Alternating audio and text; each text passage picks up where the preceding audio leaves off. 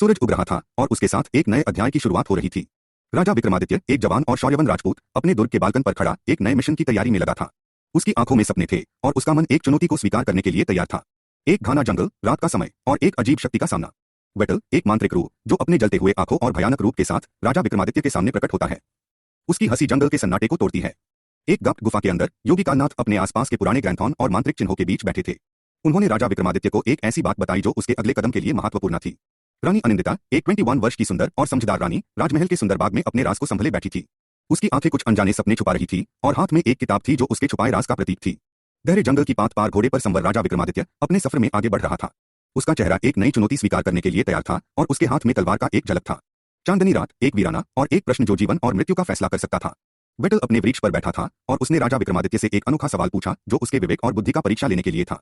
एक चमकती नदी के किनारे छोटी और अलौकिक प्राणियों का समूह राजा विक्रमादित्य के सामने प्रकट हुआ। वे अपने पंखों और प्रकाश के साथ एक नया संदेश लेकर आए थे। गुप्त मंदिर में योगी कालनाथ एक मैप की तरफ इशारा करते हुए राजा विक्रमादित्य को एक रहस्य बताते हैं। ये भविष्यवाणी उसकी किस्मत का फैसला करने वाली थी। एक सुंदर बालकनी पार रानी अनिंदिता अपने हाथ में एक चमकता पेंडेंट लेकर खड़ी थी। उसकी मुस्कान के पीछे एक गहरा राज छुपा था जो उसके राजा को कठिनाई में डाल सकता था। युद्ध के मैदान में राजा विक्रमादित्य अपने सेना का नेतृत्व करते हुए एक गर्जन करता है। उसका तलवार चमक रहा था और उसकी आंखों में जीत का जुनून था।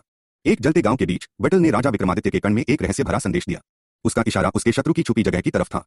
अंधकार में बंदी रानी अनिंदिता अपने हिम्मत और बुद्धि के साथ अपने बचाव की सोच रही थी, लेकिन उसकी तरफ आता एक छाया, आशा और भय का संगम था। बिजली की चमक के बीच राजा विक्रमादित्य और एक मांत्रिक का सामना हो रहा था।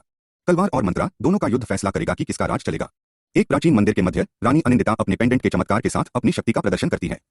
उसका रूप अब एक नई गाथा लिख रहा था। फूलों की वर्षा और लोगों की खुशी के बीच राजा विक्रमादित्य और रानी अनिंदिता अपने विजय का उत्सव मना रहे थे। ये एक नई शुरुआत थी।